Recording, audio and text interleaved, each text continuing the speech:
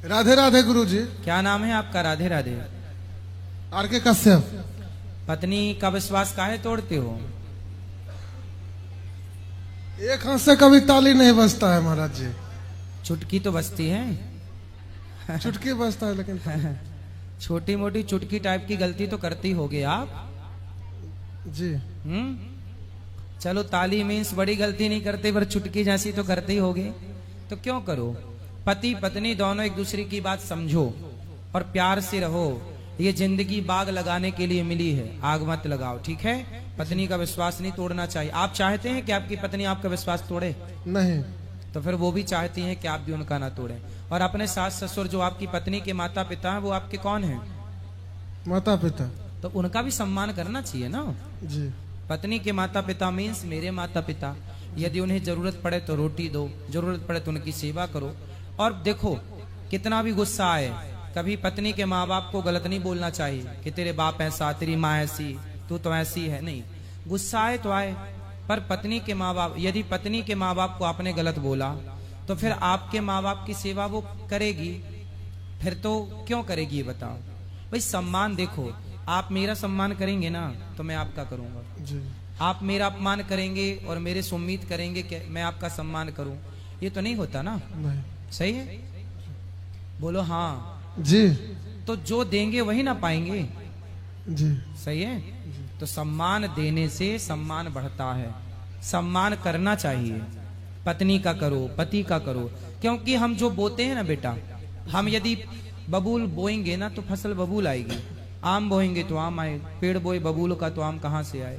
इसलिए अच्छी चीजें बोएंगे, अच्छा मिलेगा। और मैं आपके माध्यम से सबको बोल रहा हूँ, हर पुरुष को, कि अपनी पत्नी के माँ बाप का सम्मान करना चाहिए। पत्नी के माँ बाप को जरूरत है आपकी तो पूरा सपोर्ट करना चाहिए, क्योंकि वो आपकी पत्नी के माता पिता मीन्स आपके माता पिता। और पत्नियों को भी चाहिए कि पुरुष के माता पिता मीन्स अपने सास ससुर का पिता माता की तरह ख्याल रखें और एक दूसरे का सम्मान करें। रिश्ते ऐसे ही चलते हैं, यही समझदारी है रिश्ता चलाने की। ठीक है, और किसका है प्रश्न? राधे राधे गुरु जी। जी, हम सिवान से आए हैं, बिहार से। कहाँ से? सिलोन? सिवान बिहार, सिवान छपरा बिहार। ठीक है सर, यही मुझे कहना है कि जैसे हम लोगों के घर में सुबह उठ करके नित्य क्रिया से निवृत्त होकर के पूजा पाठ किया जाता है, उसके बाद भोजन वगैरह का प्रबंध किया जाता है। मेरी पत्नी मेरे साथ आई है, इसमें जो है प्रतिदिन आपका कथा सुनती है, हर कुछ सुनती है, लेकिन इसको बार बार करने के बावजूद भी इस सुबह सब काम कर और के 1-2 बजे नहाती है, उसके बाद पूजा करती है।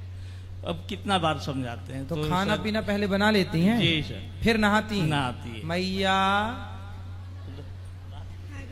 राधे राधे गुरुजी। काहे नहीं नहाती हो? गुरुजी सारा काम करके नहाते हैं हम। अरे तो पहले नहा लो फिर सारा काम कर लो। तो पहले भोजन बना लेती हो फिर नहाती हो? यही आसुरी शक्तियां हैं। पहले नहा लेना चाहिए, पहले शुद्धि करनी चाहिए कि अशुद्धि में ही काम कर लेना चाहिए? बताओ। नहीं, नहा कर खाना बनाना चाहिए। तो नहाना चाहिए ना मेरी माँ, नहाओ सबसे पहले। अब आप देखो बिना नहाए बनाती हो, तो बिना नहाए क्या अब उसका भोग भगवान को लगेगा? ना तो वो भोजन अब भगवान के मतलब का है।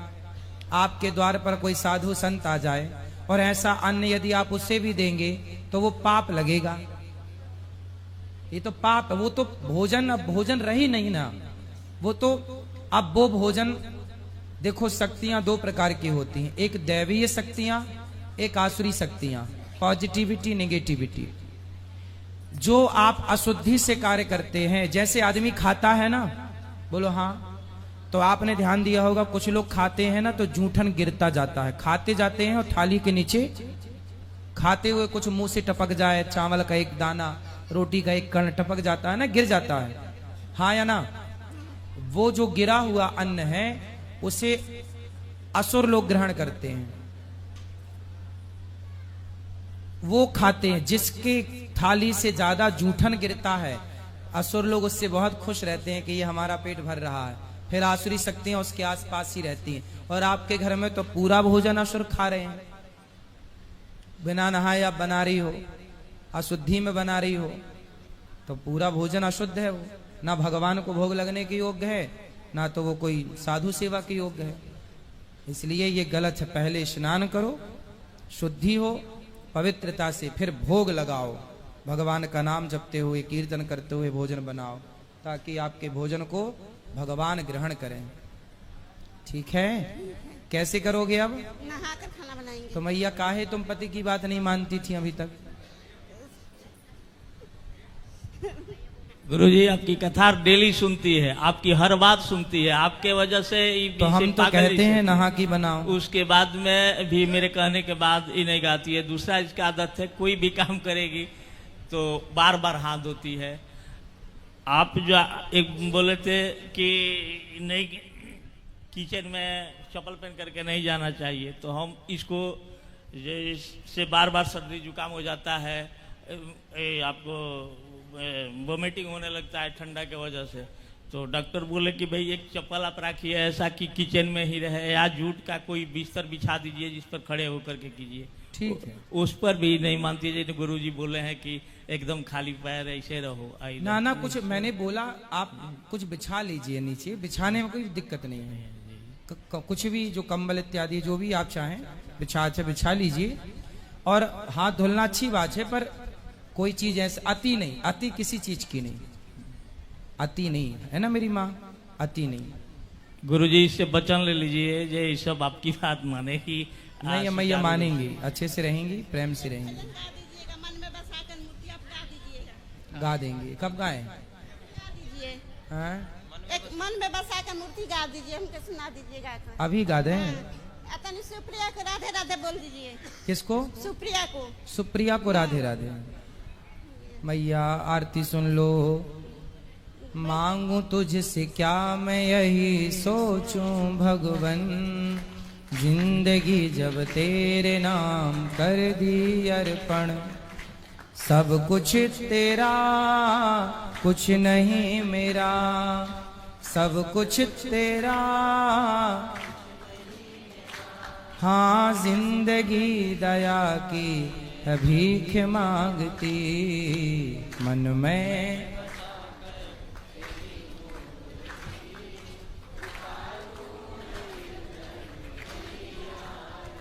ठीक है। राधे राधे। राधे राधे।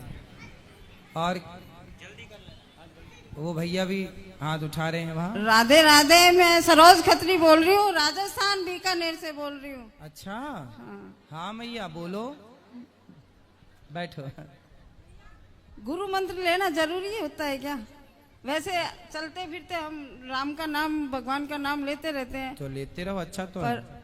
आरती करती हूँ मैं केवल, और कुछ नहीं करती। आते जाते राम नाम का अच्छा है, सिमरन चलता रहता है। ठीक है। इसके अलावा गुरु मंत्र लेना जरूरी होता है क्या? आप लेना चाहो ले लो, नहीं लेना चाहो मर्जी आपकी, लेना जरूरी जैसे तो होता है। राम सुखदास जी महाराज कहते थे ना, ये नाथ मैं आपको भूलू नहीं। हाँ ये तो करते रहते हैं, पर मंत्र नहीं लिया हुआ हमारे कोई भी। ले सकते हैं मंत्र, लेना राधे चाहिए। राधे। हमारे बच्चे सभी देख रहे हैं, ये आपका सारा खुश रहिए, सबको उनको राधे सबको राधे। आशीर्वाद दो। राधे और राधे। एक मेरे तीसरे नंबर की बहू है, उसके बच्चा नहीं हुआ, 3 साल हो गए।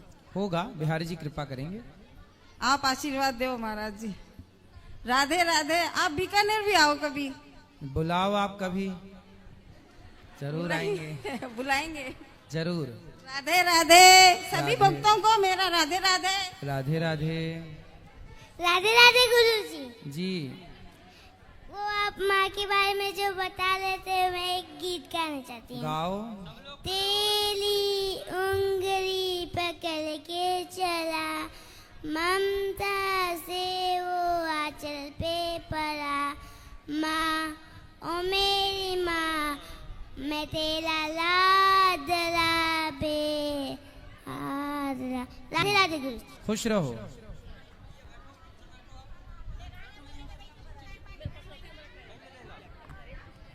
गुरुजी राधे राधे। राधे राधे। बहुत दिनों से आपकी कथा सुन रहे हैं, आपको कोटि कोटि प्रणाम, नतमस्तक आपको। खुश रहिए। मैं पूरे परिवार के साथ गुरुजी यहाँ पे आया हूँ। मेरी धर्मपत्नी है यहाँ पे रेखा, और मेरे दोनों बच्चे हैं खुशबू आदर्श जो यहाँ पे खड़े हैं। बाबा जी, मेरी माता जी जब हम 9 साल 10 साल की उम्र से थे वो रोज आपका प्रवचन देखती हैं शाम को 7 से 9 रोज प्रतिदिन। आज वो बेड पे हैं करीबन 8 साल से, उनको लकवा मार दिया गया। तो हम जब 8-9 साल से थे तब से हम देख रहे हैं माता जी, हमारे पड़ोस में मंदिर था, वहां पे हनुमान जी का, राम जी का, और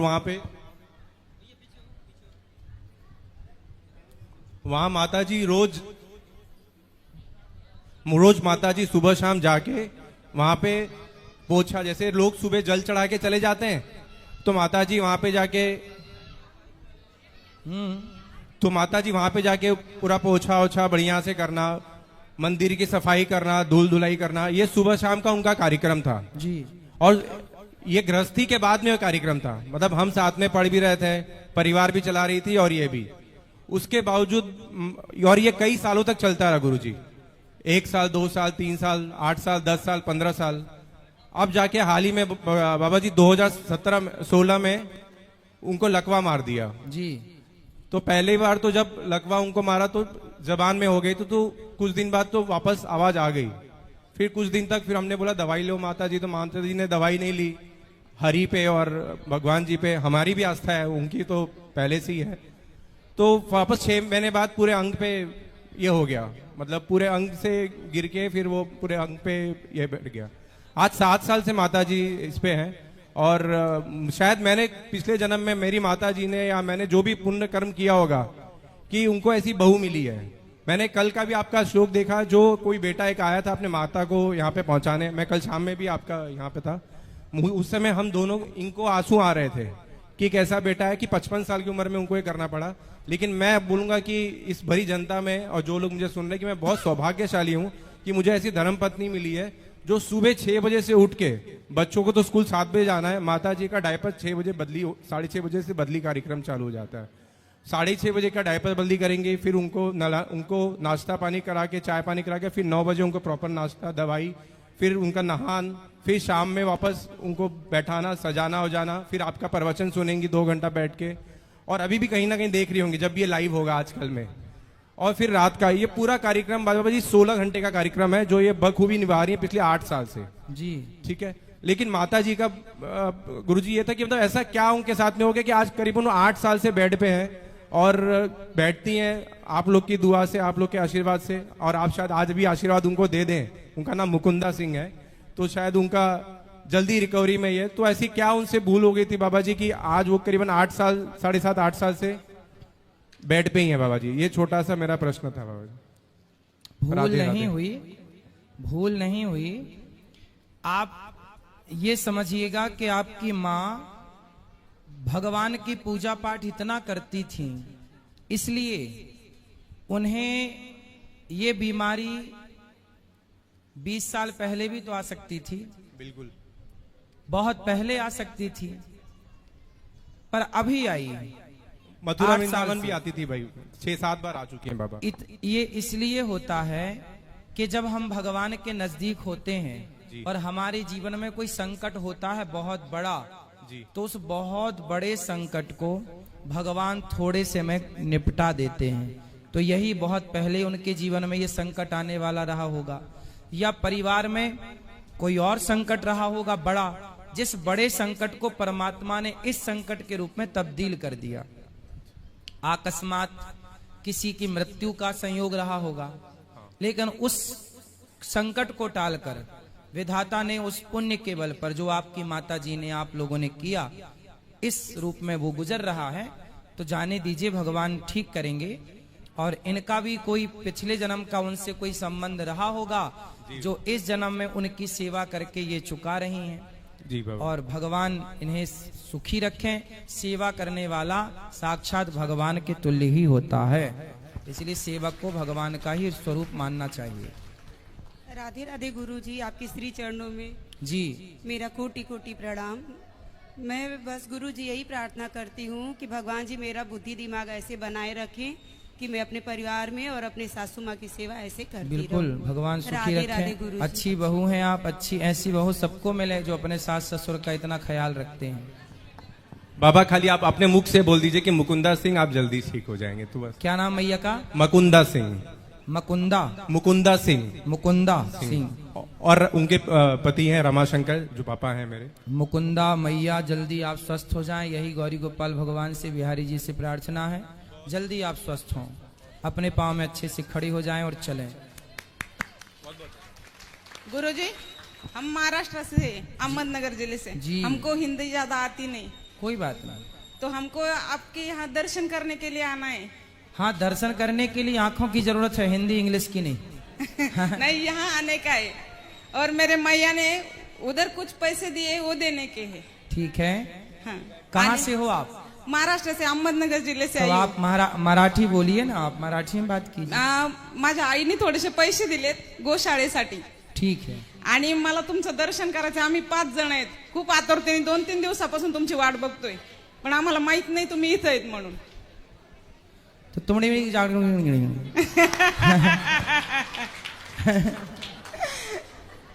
आओ क्या? हमने जो बोला समझ में आया? नहीं। जो आपने बोला वो भी हमें समझ में नहीं आया। जो हमने बोला वो आपको हिसाब बराबर, कछु लेना ना देना मगर रहना। महाराज आपके दर्शन करने के हमको बहुत दूर से आए हम। हाँ, अभी मिलेंगे ना सबको, अभी अंदर बैठेंगे, मिलेंगे सबको। किधर बैठने? अंदर गौरी गोपाल मंदिर में। हाँ। अभी प्रश्नोत्तरी में बैठो, इसके बाद अंदर बैठेंगे। हाँ फिर इकड़े इकड़े। हाँ, चालेल चालेल। चलेगा। राधे राधे महाराज जी। जी मैं छत्तीसगढ़ राज्य जिला राजनांदगांव से आई हूँ जी। हम आपको सिर्फ टीवी में बस देखते थे, जब भी आने का मौका नहीं मिला था। इस टाइम फर्स्ट बार है जो आए हैं, और आपको देखते तो ऐसा लगता है कि भगवान श्री कृष्ण एकदम साक्षात हमारे सामने बैठे हैं ऐसे करके। बताइए हम आपकी क्या सेवा करें? आप प्रश्न नहीं था, आपसे एक अनुरोध था महाराज जी। 2 भजन हैं, प्रभु आएंगे, और एक अर्थी चली एक डोली चली, वो सुनना था कल आपसे। कौन सा? हरि आएंगे हरि आएंगे। हाँ हाँ। वो तो 7वें दिन सुनाएंगे। अच्छा। और डोली अर्थी वाला 6वें दिन सुनाएंगे या हाँ, 5वें दिन? वो हमको नहीं पता था, लेकिन आपके मुख से सुनना था एक बार। तो अब भी सुनाए क्या? अभी नहीं, कल ही सुनाना आप। कल नहीं, फिर अभी तो रुकेंगे 7 दिन। हाँ, रुकेंगे हम। हाँ, तो 7 दिन में सुना देंगे, फिर याद रहा तो। धन्यवाद। जी, खुश रहिए।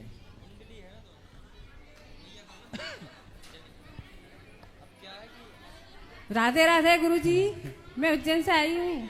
क्या सुनना है आपको मैया? गुरुजी, मेरा ये प्रश्न है हाँ। कि मेरे घर में सुख शांति नहीं रहती है और लड़ाई झगड़ा होता है जरा जरा सी बात पे। किससे? पति पत्नी बच्चे सबसे। तो आपकी पत्नी भी है? नहीं, पति से। पत्नी हमारी बात नहीं मानते और बच्चे भी नहीं मानते, सब अलग अलग मुंडे मुंडे हो गए सब।